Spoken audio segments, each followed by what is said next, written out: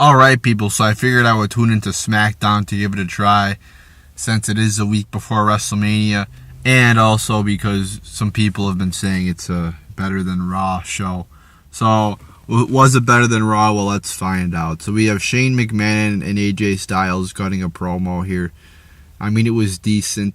I thought it wasn't anything great or anything like that, but it was decent. I mean, this is what they gotta do, you know, like, if you actually have a feud, you actually have to have the two people in the ring and give them an adequate amount of time to fucking cut a promo. That's how you build up a feud. You don't give them 5 minutes to cut a promo. You give them 15, and you actually give them, again, the opportunity to do that. And we've hardly seen this on Raw. So, I mean, I'm glad, you know, they gave him a chance to cut a promo there. I really liked AJ's promo, too, where he says, "You haven't been in the ring with me," and he really puts himself over. Says he's different than the Undertaker. I thought it was good. You know, Shane's promo was all right, too. But, I mean, it's just so refreshing to see. And they've done this with Triple H and Rollins, too. You know, I actually see him properly build up a feud. You know, have two guys in there and just cut a promo. So I was happy to see that. Then we have Carmella versus Becky Lynch ending in a DQ. I mean, this is what I'm talking about, the waste of time. It's like, why even do this little DQ ending if you're just going to have the tag? Just go right to the tag team match. Our attention spans are very, very low for the Divas division. So the Carmella-Becky match ends in a DQ. It was only 2 minutes long, 2 minutes and 10 seconds long. 0 out of 5 stars. Again, just a waste of time. And then that leads to Carmella and Alexa defeating Becky Lynch and Mickie James. Just a boring tag match. It's only 5 minutes and 40 seconds long. I've said this many times before. Every tag team match in WWE seems to suck, and this one did too. And then at the end, you have Naomi returning. I guess she was out for a while, and now she's added into the match at Mania. I mean, I guess an alright moment there. Never a big Naomi. I mean, her gimmick is really fucking dumb. Like, I remember seeing her on Raw before the brand split, and like, her gimmick was she was like a fucking lighthouse. Like, she lights up. She's like, she wears a bunch of neon, and that's her gimmick. That's the main part of her. Like, when you think of Naomi, you think of a lighthouse because she's so fucking bright. I mean, I don't get that. I mean, this is not a fucking club. This is not a bar. This is a fucking wrestling. You don't have to have all these fucking flashy lights and all. You know, it's not a nightclub. God, I mean, it just looks dumb. So then we have Cena and Miz cutting a promo here. So Miz spoofs the Total Bellas shit, which I thought was pretty funny because I'm not a big fan of Total Divas, Total Bellas, and all this fucking drama that goes on between all these divas. Probably a lot of it's manufactured too. I mean, just all these reality TV shows where they just profile people's lives and their fucking problems is just so ridiculous. I mean, I can't believe everybody watches all this shit and eats it up. I mean, it's just so fucking dumb. I mean, I tune into Total Bellas or Total Divas, you know, just to see what it's like. I do, you know, if it's on TV and turn it on and, you know, just check it out. Every fucking time, it's like Nikki Bella and Brie Bella look like sluts. I mean, every time their boobs are hanging out, and you might say, oh, that's so hot, they're so attractive. Well, at the same, yeah, I mean, they are both beautiful women, but at the same time, it's still fucking just, I mean, you don't want to date somebody like that just goes around like that. I mean, it's just, at the same time, it's unattractive, you know, to have your fucking boobs out all the fucking time. So, and it makes me sigh, like, really, you have to dress like that? So I thought that was a little, I mean, it wasn't overly funny, but it was a little bit funny. And then Cena comes out and starts cutting a promo on Miz. And he was serious. You know, he's been much more serious over the past couple of years with his promos. He hasn't come out there acting like a little child. You know, so I got to give it to Cena in that aspect. You know, you might, I know the status quo thing to do is to hate Cena. I mean, you're not supposed to like Cena. But, I mean, I thought he cut a good promo here. I mean, he is much better than Roman Reigns. It's not even close. And the fact that Roman Reigns is facing The Undertaker at Mania is so fucking dumb. I mean, they should have just put Cena in that match, but unfortunately, they don't have any brains there in WWE, so they didn't. So, like I said, I like Cena's promo. He insulted The Miz. I thought he did a good job. He insulted The Miz's fertility, I believe.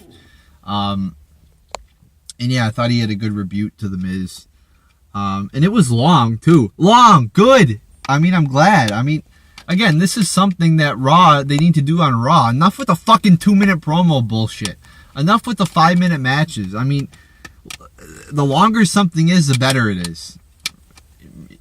So, I mean, you can't have just, one guy go out there and talk for 4 minutes and the other guy go out there and talk for 3 minutes. You have to make it long. And especially on a show where you have fucking 2 or 3 hours. I mean, you have to take your time. So, I thought they did a good job here. The only problem is, oh yeah, of course there's a problem. The match at Mania is fucking stupid!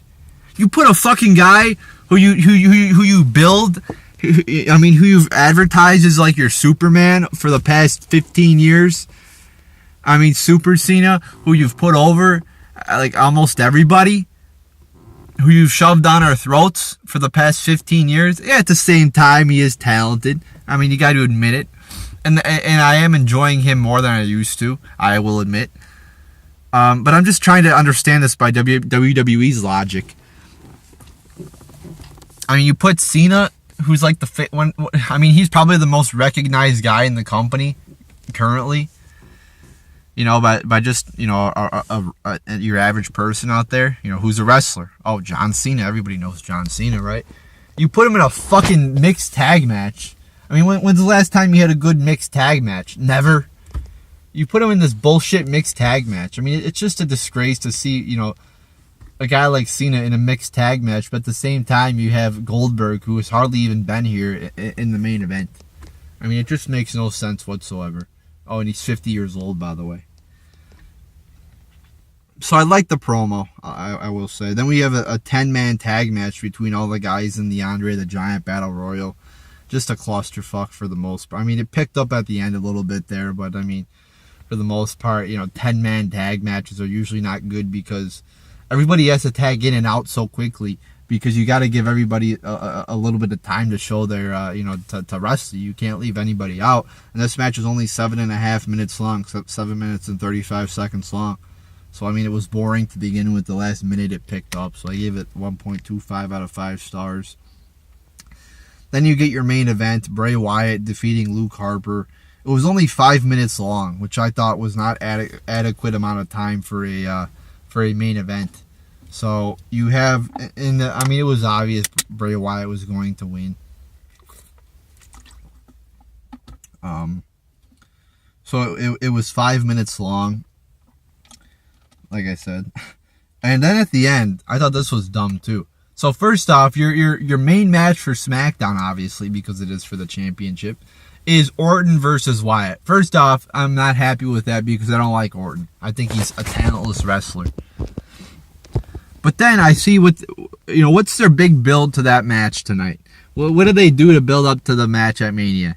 First off, Orton, like I said, isn't even there. He's not even present at SmackDown. I mean, what the fuck's he doing? What do they got to do for him? Instead he's on the Tron.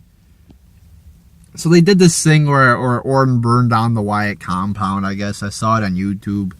And I guess that somehow destroyed Abigail, or whoever the fuck Abigail is. But then I guess Bray Wyatt was saying on Raw tonight that he absorbed Abigail and some shit like that.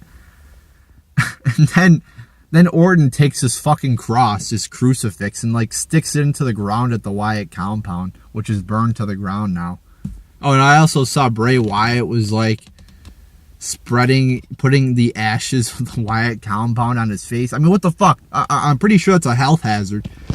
I mean, it's just weird. I mean, it's not good. It's weird. I mean, I don't know. I just don't know how to explain it. It's not like interesting. I mean, it's like I'm watching this shit. Like when he burned the Wyatt compound to the ground, that was a cool visual. But I mean, I'm looking at the other things they've been doing. It's just weird, you know. I mean, maybe this is because I haven't, watched SmackDown, but it just, on the surface, it seems weird. So then tonight, Orton sticks a crucifix in the ground, and he's like, oh, by sticking this in the ground, it takes away Abigail or some shit. Like, I mean, I just don't understand.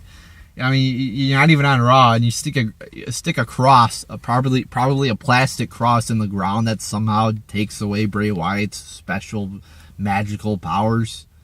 Huh? I mean, that's not good enough for me, people. A pre-recorded promo on the Titantron, which just doesn't make any sense. It's just weird. So, was not happy with that ending there. So, the match, I think I gave a half star out of 5. I mean, it was not a good match. Like I said, 5 minutes is not enough for a main event. So there you go, people. Are you happy now? I did tune into an episode of SmackDown. Don't get your hopes up for the next week or the week after that or every other SmackDown episode in the future. Because like I said, it takes a lot of energy for me to, watch Raw every week, let alone SmackDown. So be happy I did tune into SmackDown this week. So, but I also wanted to do it because, it is WrestleMania coming up. So I get a little bit of a perspective now on the feuds. I know what's coming up. So there you go, people. There's your SmackDown review. I guess it was a little better than Raw. It was better than Raw. You had a few good promos on there. The matches weren't really that good. They were pretty lackluster there. Pretty short matches, pretty bad matches. A couple good promos to build up to the feuds, but they definitely have room for improvement. They had a good amount of things wrong on this show, and which I thought needed correction. But there you go, people. There's your SmackDown review.